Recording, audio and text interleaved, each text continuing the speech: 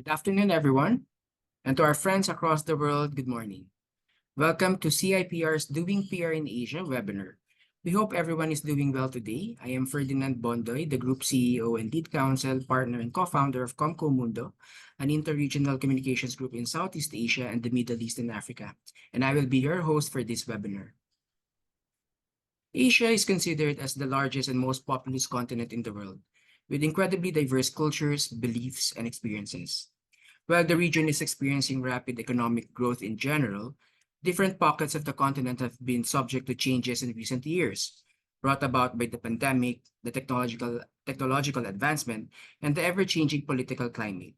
This has resulted in massive paradigm shifts in terms of mindset, behavior, and media usage.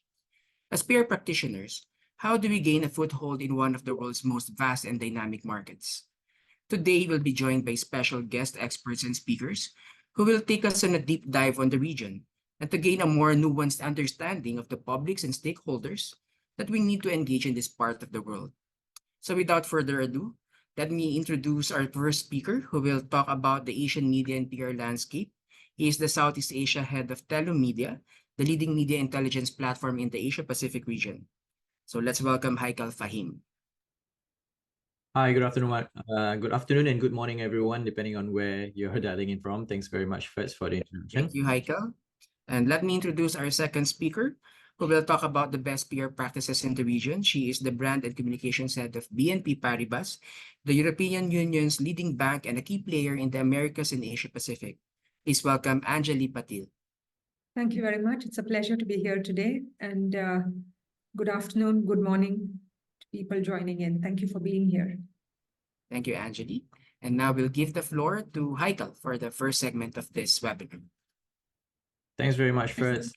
As First said, I will be going through some of the media landscape practices within Southeast Asia specifically. Having said that, I will also be going through a little bit on the media landscape in China and Hong Kong towards the end of the presentation. Once again, my name is Haikel. I'm the head of Southeast Asia at Telemedia. I'm based in Singapore, and in my role, I oversee the Southeast Asian markets, and this includes understanding the media landscape across the region. So how does media relations in Southeast Asia actually look like? Firstly, let's understand the region, right? As Fritz pointed out in his introduction, Asia is a hugely diverse market, and that's no different to the region of Southeast Asia, which just is a sub-market of Asia. In total, there's 11 countries with 675 million people across them. And obviously a unique region with different languages and different cultures. People may look alike, but actually we are all very, very different from one to another. And obviously different kinds of governments, different kinds of economic development as well from one country to another. And this obviously affects how media are being run in those markets. And yep, as I pointed out, various economic status from country to country.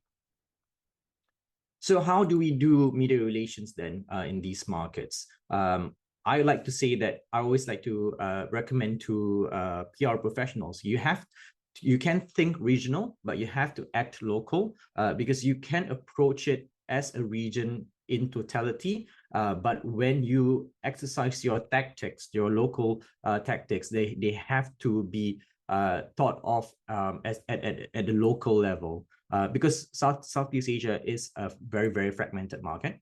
You need a mix of local and regional strategies to be able to reach out and be able to be covered by a wide range of media titles. So if you have a regional angle, then your story would result in a regional media coverage. And then this will miss out on the local media. The local media titles may not be interested in those regional angles because that doesn't serve their audience.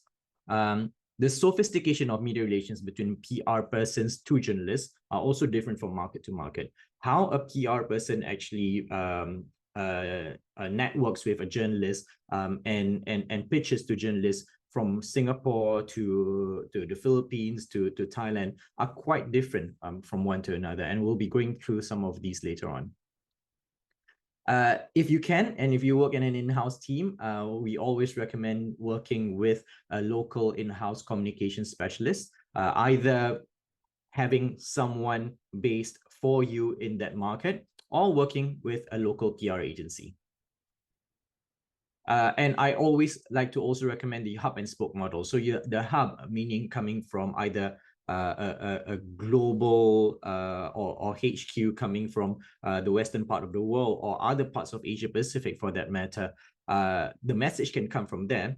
But then you have your spokes within Southeast Asia or across Asia to help angle it and to help distribute it in the local context. So there are no two same markets, right? As I said, media culture varies from country to country. So the media culture itself, apart from the general culture of those countries, actually varies as well. So local media are often held in highest regard. You may have international media over here, but local media usually trumps the international media in most of the markets across Asia. Singapore is often seen as a regional hub for Southeast Asia or even Asia Pacific as well. If you look at the wider APAC region, then perhaps Hong Kong is the other market that's often seen as a regional hub as well. In markets where English isn't the first language, then you need to have local language pitches, especially in reaching out to local language media titles. More on this later on, especially in markets where they're relevant for. And you can use social media and social messaging apps to actually reach out to the media. Not for all markets. Again, we'll go through some of these markets where they will be relevant for later on. Let's go through Singapore first. So how does the media look like in Singapore? It's government regulated, right? You need to have a license to publish to the masses, even if it's online. Once you've garnered a certain level and certain number of website traffic, then you have to actually register for a license to publish stories and news. It's dominated largely by two major publishers, which is SPH Media and MediaCorp. You may have heard of those. MediaCorp obviously runs CNA, and SPH Media runs the likes of the Straits Times and the Business Times. Global titles have Asia Pacific headquarters in Singapore. Some of these are the likes of Bloomberg, Reuters, WSJ or Dow Jones as well, and the BBC. How do journalists prefer to be reached out? Via email. You can use WhatsApp, but as a later correspondence at later stages of the pitch. So if they've responded to you, for example, via email, then there is the flexibility of having quicker interaction and quicker correspondence via WhatsApp if their mobile numbers are being made known to you. And obviously, I think this is no surprise at all. The digital and online media is continuously increasing in stature. The print media, for example, has diminished in terms of its readership as well. So the online media and digital media are obviously becoming more and more important, or have become more important than the other types of media channels. And there's a big competition to get a share of voice here. There's lots of companies locally. Yeah, I mean, and international companies locally as well. So it's a challenge to get your stories in the media. This is a bit of an infographic from Telemedia Asia Pacific Journalism Survey that was held almost 2 years ago, not quite 2 years ago yet, but almost 2 years ago. And you can see on the right hand side, especially 8 in 10 of the respondents actually prefer pitches over emails. 2/3 are happy to receive stories mid-morning or anytime during the day, so you can actually reach out to them perhaps earlier or rather mid-morning, and then any other times during the day as well. Over 3/4 are more likely to run if offered a relevant exclusive. I'd like to point out that with an exclusive here, it doesn't mean that they are the only media to be carrying that story. What could be offered at the very least is if they are the first media to carry that story before being offered to other media.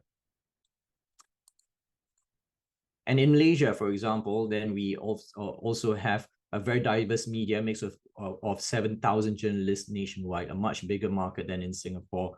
And you have the opportunities in Malaysia to target certain groups of racial audience. And that's quite unique in Malaysia because they have very strong local verticals for the Malay community, the Chinese community, the Indian community, and so on. And even in the East Malaysia, in Sarawak and Sabah, you are able to target locals in those markets too.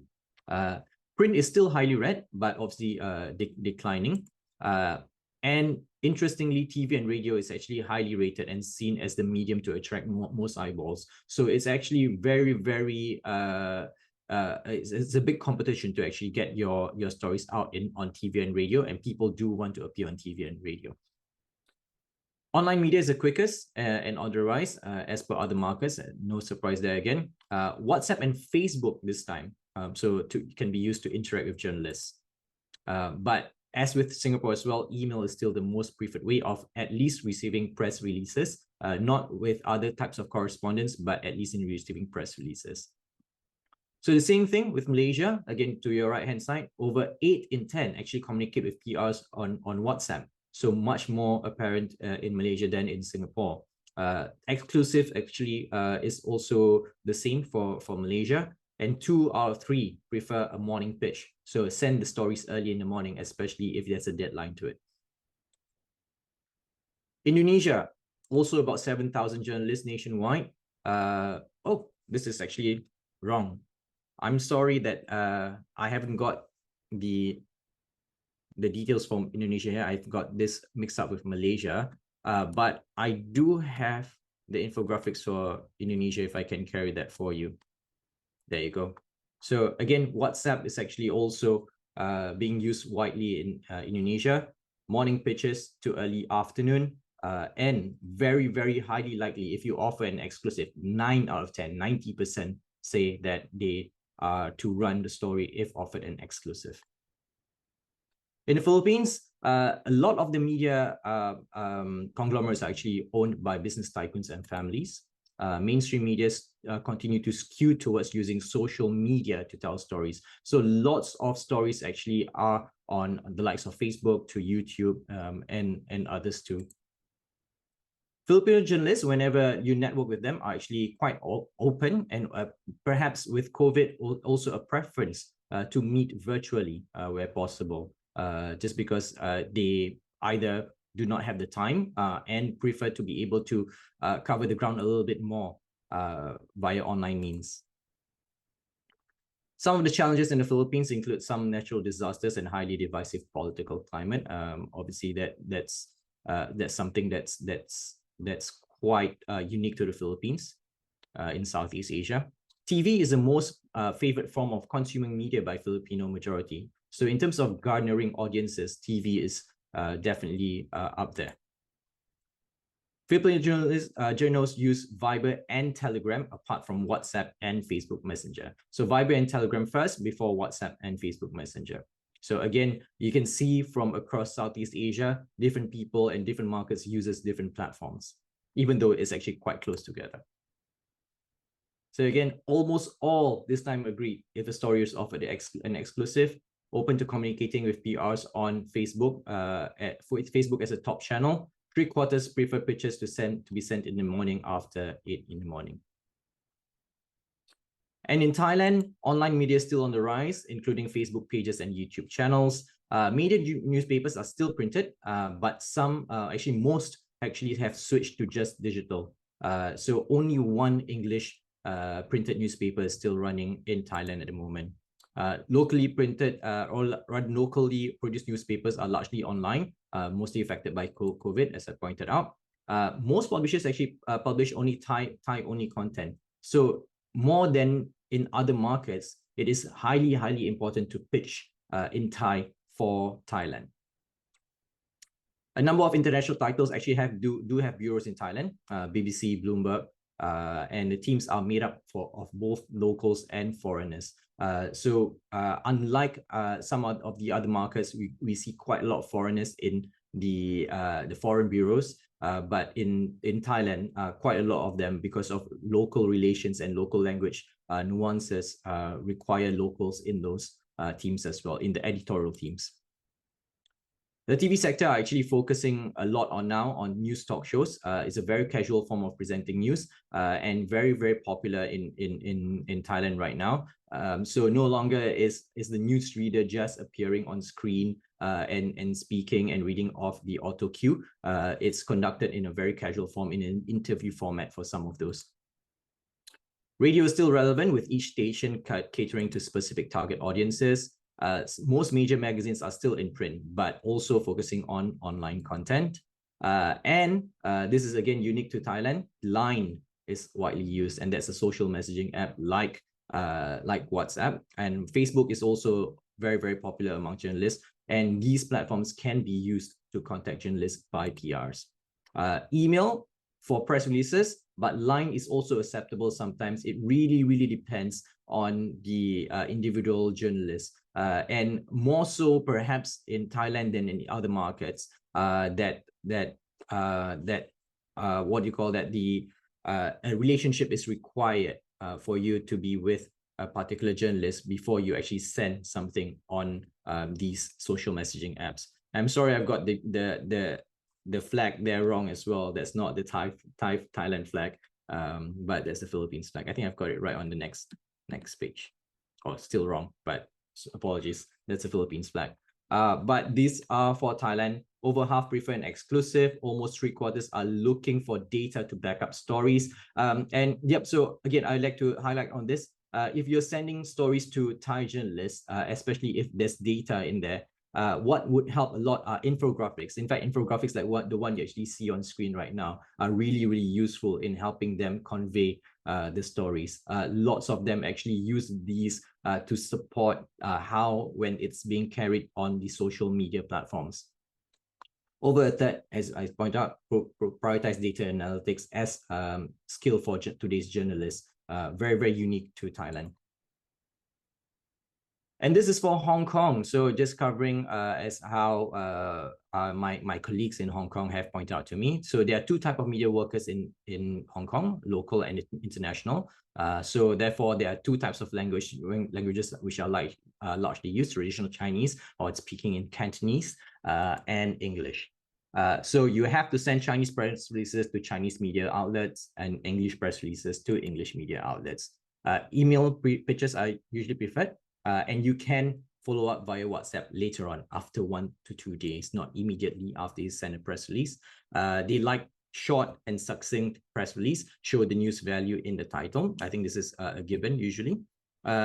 Avoid calling journalists, as a lot of them actually don't have direct lines or landlines.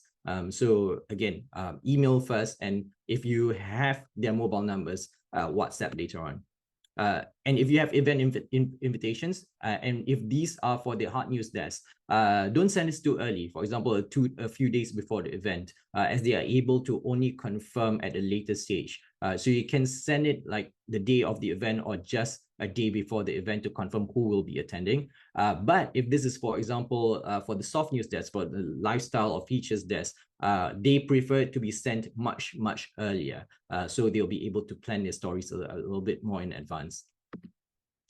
And yeah, so you need to have a good understanding of the media you approach. So before you even send your pitches, make sure that you understand who you're pitching to. In China, print media newspapers and magazines are actually still highly recognized, but actually most of them are state operated or sponsored by the state. And they have strict restrictions on story pitches and taking stories and highlighting stories for commercial companies. TV and radio are typically considered non-core media for story pitches, unlike the likes of in Thailand or in Malaysia, for example.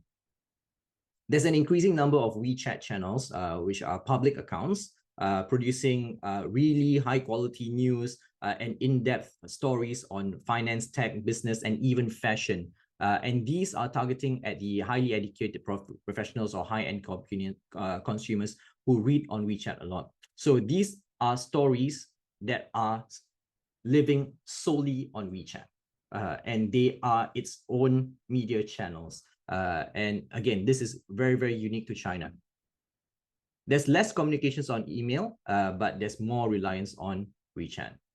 I'd also just like to highlight some of the news sources as highlighted by the Reuters digital news report from last year, it's no surprise, but online and social media are top news sources in the 5 Southeast Asian countries, which I actually covered earlier, with online sources on average 86.2%, social media 68.4%. So still quite a big disparity between average of social media and online news, but it seems to be skewing that way, with less than 20% for most markets. I'm actually quite surprised by this number in Singapore because I'm based there, but it's still quite low across the market in Southeast Asia. So as to sum it all up, I hope I did not go beyond the time I've been assigned. There's no one size that fits all for Southeast Asia nor Asia. So you need to have some local angles for different markets that you actually approach. A hub and spoke model is the most ideal. So making sure that you have tactics for the local markets that you are approaching the media, and understand the local media landscape and its practices for you to hopefully be more successful with your media relations efforts locally. And as I said, pitch local to reach the local audience. And with that, thank you very much. I'll be taking your questions later on. Thank you. Thank you so much, Haikel. Thank you for that. Thank you for that insightful look at the dynamics and trends that shape the media and PR landscape of Asia. I'm sure I'm speaking for everyone when I say we appreciate the closer look into the different factors that have shaped the region and the unique challenges and opportunities that they present to us as PR and communications practitioners. All right, and we go to our next speaker. Again, she is the Brand and Communications Head of BNP Paribas. Let me again welcome Anjali Patil. Pleasure to be here. Thank you. So our format for this segment is a Q&A. So I'll throw in my first question to Anjali, and she can expound on that certain topic for doing PR in Asia. So Anjali, what do you think are the key do's and don'ts of PR best practices in the APAC region? What are the key differences between PR practices in the the diverse regions in APAC? Yes, so I think I'll just first comment on Heikel's presentation. Very fascinating, as always, to see, for all of us who live in this part of the world, there's the diversity. But then when it's put together in the slides, you just realize how fascinating it is, and just how diverse it really is. It just brings it back to us. And it is, a recent Economist report said that in 2024, Asia is likely to contribute 60% of the world global GDP growth. And that's a huge number, making this the single most exciting market to be in. And I just said single most exciting market, and I catch myself because that's what we tend to do, saying it's a single most exciting market. And it goes back to everything that Heikel said, that it's simply not. It's just so many different small markets. And each one with its own fascinating history, its own culture, very, very distinct cultures, different languages, as Heikel said. And so if Asia teaches us anything, it's to be adaptable and highly flexible. So what I would like to do first is not really talk about do's and don'ts, because they would come across as too prescriptive in a market that really needs you to be flexible. But with my time that I have spent here, I would like to share my observations through the work that I have done. And first, on top of the list is, of course, cultural diversity. And it's something that Heikel clearly showed us through the various slides. A small region, but each country intensely different from the other. And as communicators, as PR practitioners, I think we all agree that messaging is at the heart of getting the outcomes that we want. And that messaging, and partly Heikel alluded to that, is when it's coming either at a global level or at a regional level, it doesn't really work. You may get the overarching message globally or at a regional level, but it definitely needs to be adapted for each of the markets if we are to get any if it's to meaningfully resonate with first the journalists, but also the consumers or clients. And I think trying to get local data points, local case studies, local spokespeople where it's possible. It's not always possible, but as local as possible, I think that makes a very big difference as well. You cannot target multiple markets with one strategy. It's easy to say Southeast Asia or Asia, but I think it needs tweaking. Of course, you can't, I mean, especially large organizations with a footprint across many of these markets, you can't change your strategy altogether or your communication or messaging details, but they definitely need to be adapted. And one of the things to do is many of us included, but many other markets too, we don't really have people on the ground, communications people maybe on the ground, or we are not working with PR agencies. But what we try and do is where we don't have access to our own teams in these markets, definitely try and talk to at least the business side of the people. Because you get inputs that are invaluable in terms of, so sometimes we tend to just brainstorm between ourselves, between our communications teams. But when we don't have access to that, to somebody who's on the ground, it's good to run this by even the business side of our companies and talk to colleagues to see whether what we are putting out there really is effective and will resonate with the people there. So it's a complex, it's not homogeneous. Asia is not homogeneous, and it's an extremely complex market. And I think messaging is the first point that I would kind of highlight, tailoring messaging to respect the cultural diversity of each of the markets.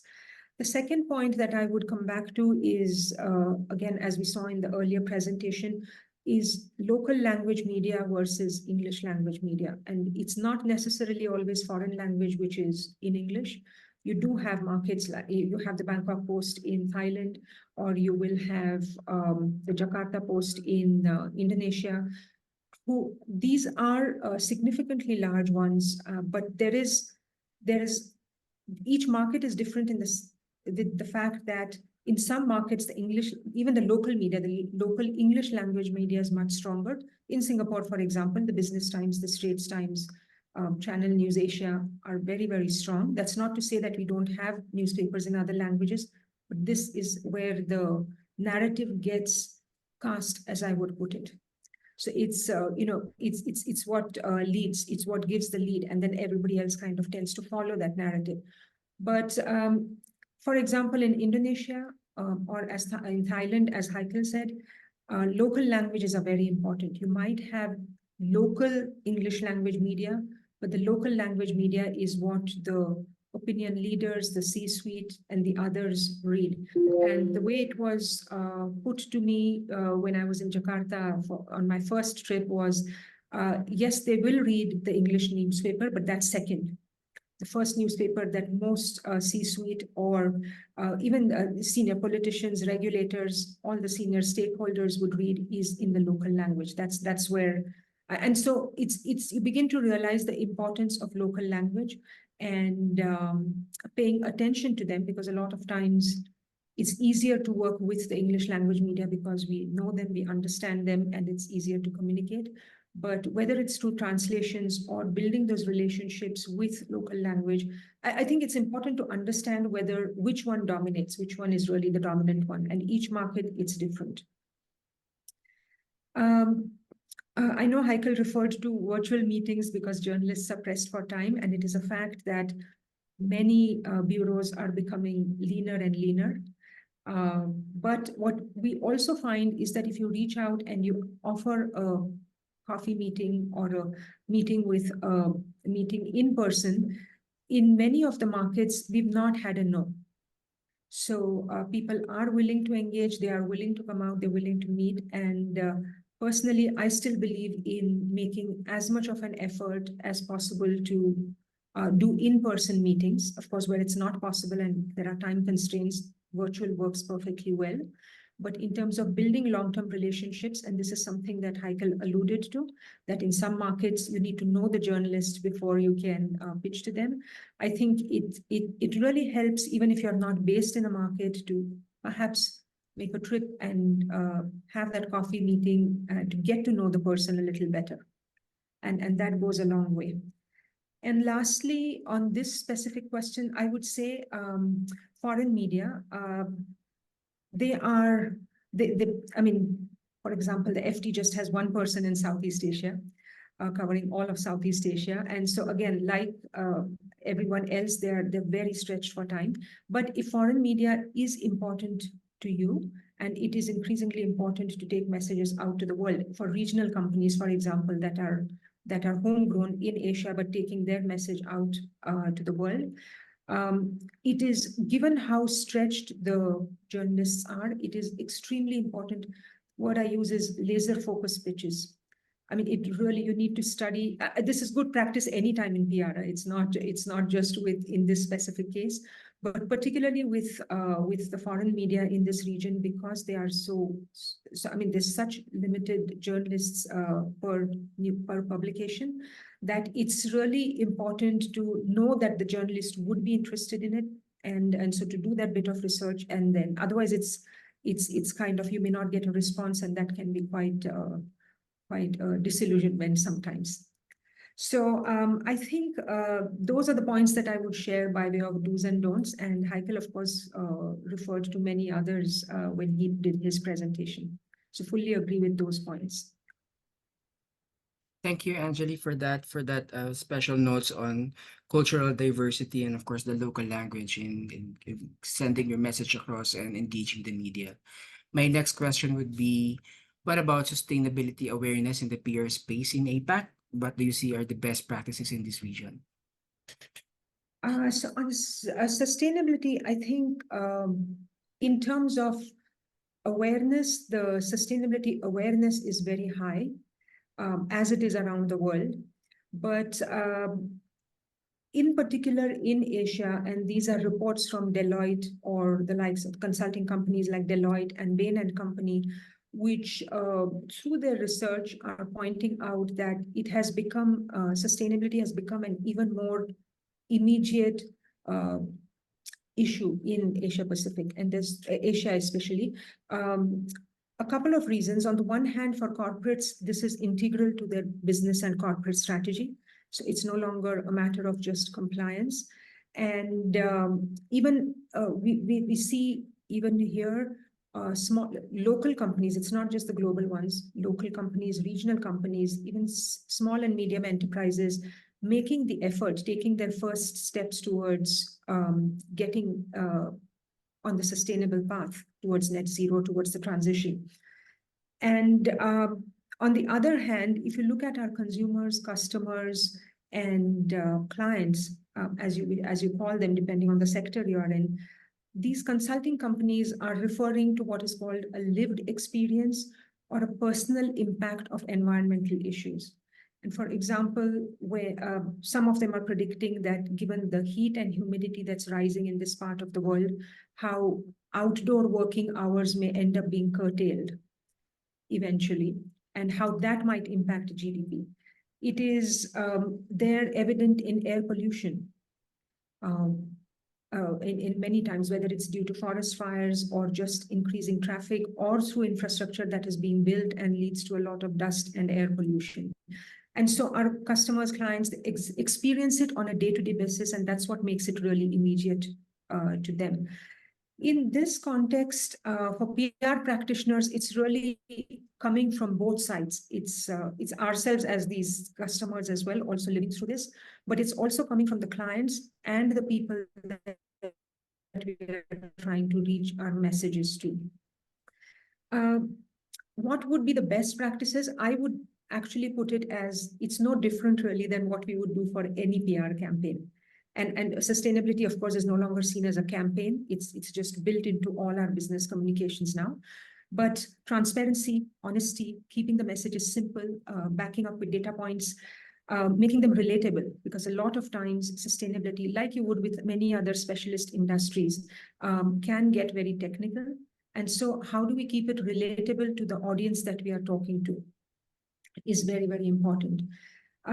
Recently in a Forbes article, and I'm going to have to read this because it's a quote, like I said, transparency, honesty are important, but in a Forbes article, I don't have the name of the author here, but She quoted Abraham Lincoln, so this is from the 1860s, and it's a quote that says, "In times like the present, men should utter nothing for which they would not willingly be responsible through time." And I think she was alluding to the fact that the pressures that all of us face in, are we greenwashing? I think it's a clear allusion to some of the issues that we have in terms of ESG communications. And the single most important point is to be careful, to back it up with data. There's a lot of frameworks out there. There's a lot of reporting that goes on. Not being selective in what we are reporting, being very, very transparent. If it's small progress, reporting it as small progress, not trying to make it seem bigger. And recently, the PRC in APAC also published some guidelines around greenwashing, so that would be useful to take a look at. But on the other hand, what we also see is what's called green hushing or green shushing, which is because there is so much scrutiny around all ESG communication from a number of stakeholders, including civil society, regulators, customers, of course, clients. It is very easy to say, I'm not doing enough, let me not talk about what I'm doing. Or maybe this might get questioned, so let me not talk about doing. And that's what green hushing or green shushing refers to. But I think it is important to show the progress, however small, and as long as you can back it up with data, that's really important to keep in mind. I think the other point, and I will go back to tailoring of messages here, which is especially with global companies, when you're getting messages that come from Western markets, they are at a far more advanced level than we are here with a number of developing and developing markets. And issues can be slightly different. So just transition resonates very, very strongly in Asia because we have more social issues that get impacted by the transition steps that will be taken, especially in the hard to abate sectors. So it is very important to make sure that we are not, and some messages may not resonate here. It's worth asking, do we want to put them out there? Is it always necessary if we can't tweak it? Because you have to be aware of the context in which we are putting those messages out and whether they will be taken as well, given the social justice issues we have here. And the last point on what we as communicators could do better is, I think there's a lot of new words coming up like eco-anxiety. I mean, there's a lot of people getting really anxious about all the gloom and doom around, where are we going to end up? What happens in 2030 if we don't meet the target, the temperature targets? And the thing is to keep in mind, and this goes back to the point I made about communicating our progress, however small, is to keep up that optimism. Otherwise, somewhere it gets unbalanced where all of the gloom and doom kind of outweighs any progress that we are making. So I think while being careful about what we communicate, it is very important to also be proactive in communicating what we can and that we can back up with data. Words? Thank you. Thank you, Anjali, for that delving into the different best practices, whether it's media, PR, and of course, sustainability. We also talked about that and how the PR works have panned out in the region. Thank you, Anjali. All right. We move on to our colleagues in CIPR. I'd like to call on our fellow members of CIPR International Committee to share their thoughts on the talks we've had today. Everyone, please welcome Derek Chung, a paid media account executive from Kubaka, an award-winning full-service social media agency in London. And of course, with us, Nishika Bajaj, a communications consultant from Perpetual Motion, a PR and publishing company in Mauritius and also in Singapore, and the secretary of CIPR International.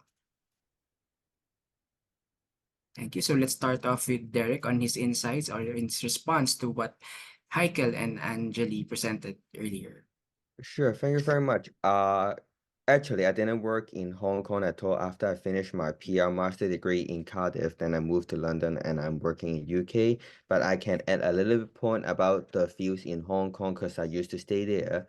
Then from now, I think that Hong Kong is the majority journalists are using traditional Chinese or simplified Chinese because there are two different Chinese in Hong Kong. Most likely people are using traditional Chinese. Like there are at least more than 10 newspaper outlets which are in Chinese, but there are only 2 or 3 newspaper outlets in English. So I think that it's more popular for people to use Chinese to read, and more people are doing this. And for foreigner, there are quite a lot of foreigner in Hong Kong in the past and right now as well. I think most of them are reading different kinds of foreign news like BBC or Bloomberg or different kinds of newspaper outlet. And for example, in recently, I think everyone knows about it. Maxi visited Hong Kong last month, no, earlier this month, and there was a great impact which is occurring recently. And the CEO of the company is using English, then he was using English to speak, and the journalists are translating to Chinese. So I think that most likely in Hong Kong in the coming future, I think people are more using Chinese, but still there is a minority people who use English as well. Thank you for that, Derek. Let us hear from Nishika.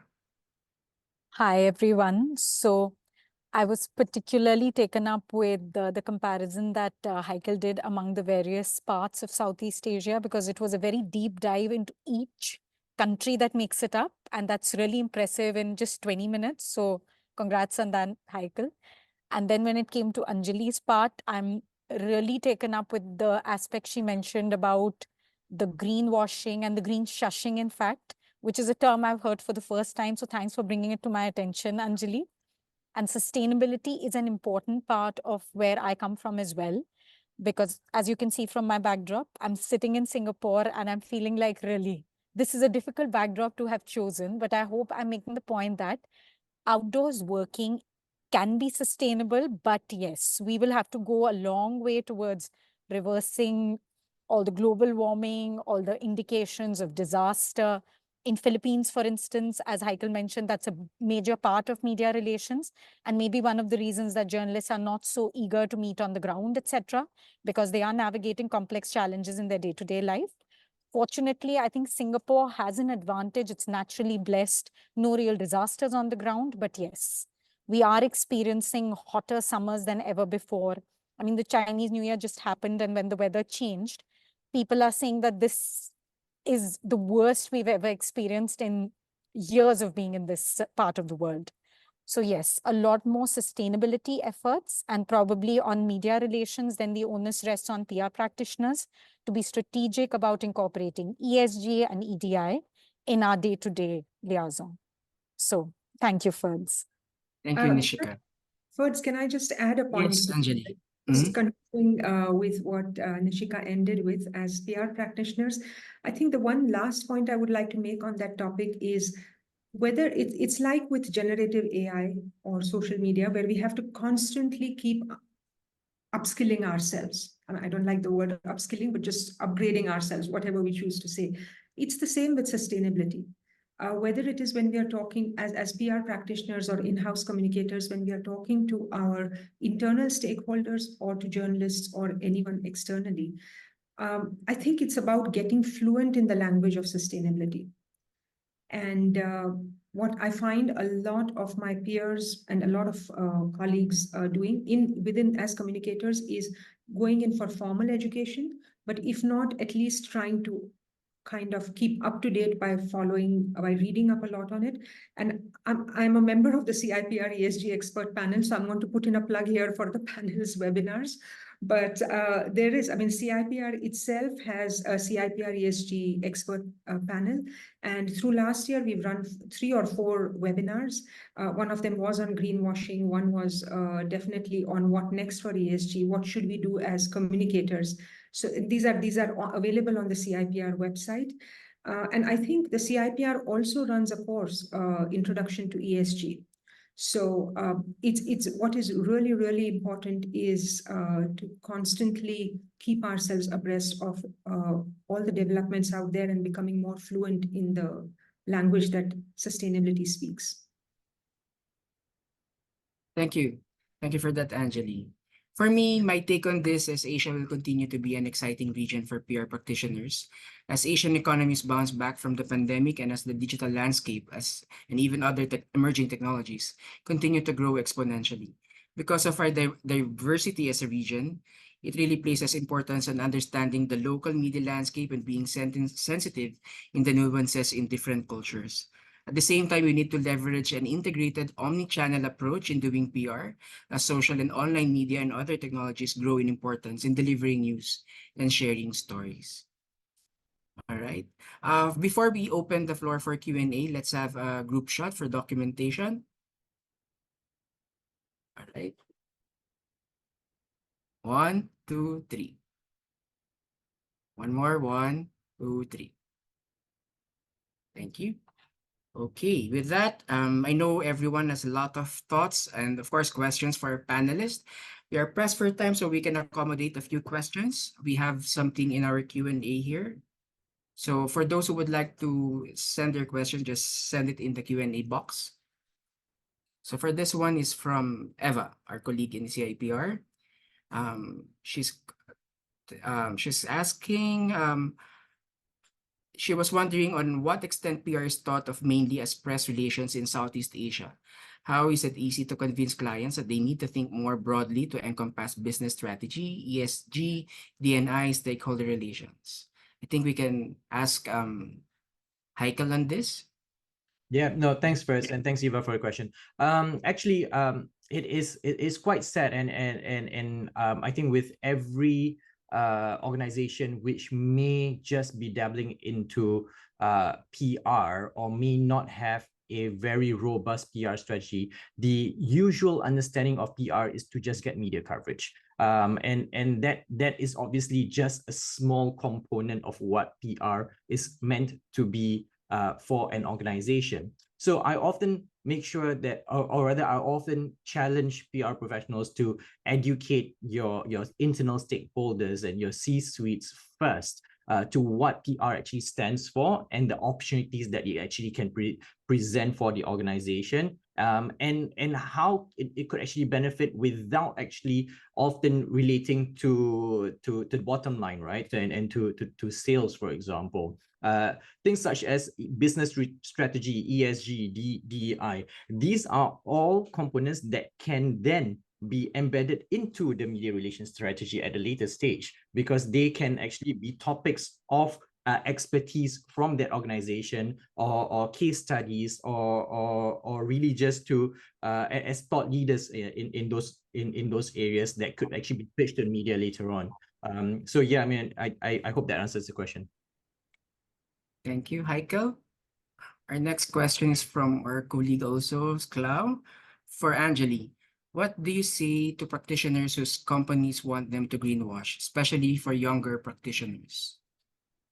Never a good idea. As I addressed it earlier, transparency, honesty, data-backed statements, just good PR practices, irrespective of whether you're talking about sustainability or not, but especially so in sustainability.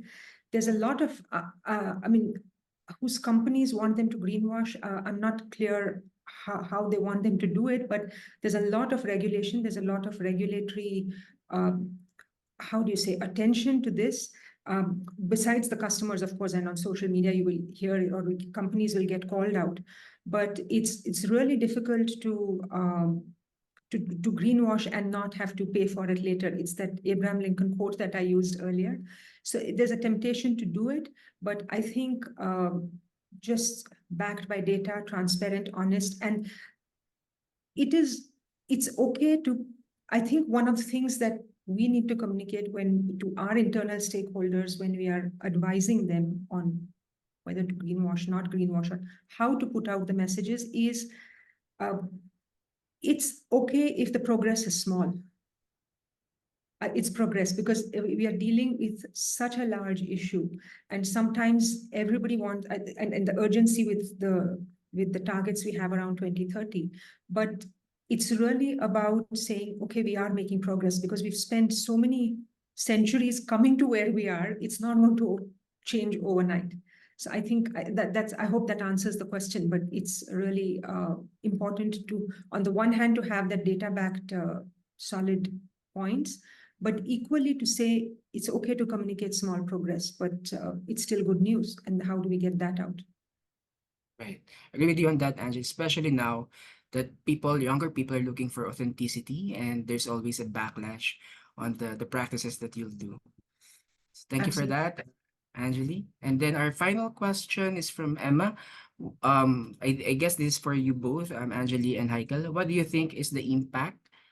What do you think the impact will be on the media of the recent Indonesian elections? More on Haikel, but if you can add as well, Anjali. No, I'm afraid I don't have a view on this one. All right. Okay. I Let's don't ask have- Haikel.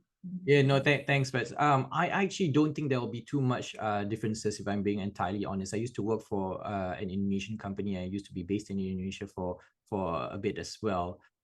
If the current, or rather the new administration is a supporter of the previous administration. Is in fact the new president was the vice president, and the new vice president is the son of the current president as well, or the previous president, if you want to call it that.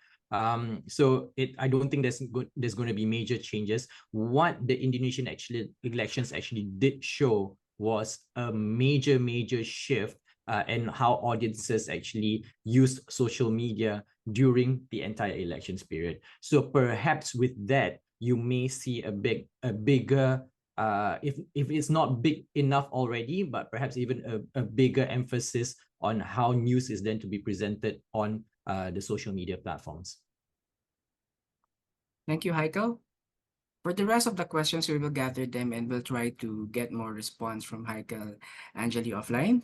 But for now, we thank everyone for sending their questions. Let me introduce our vice chair, who will give our closing remarks, and of course about CIPR, our Hotwire PRC General Manager and Lead Consultant, and CIPR International Committee Vice Chair, Tazima Kala.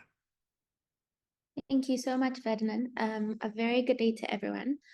From the CIPR International Committee, I just wanted to thank absolutely everyone who's joined today's Doing PR first edition for this year, focusing on the incredibly diverse and rich culture and heritage in the Asian space.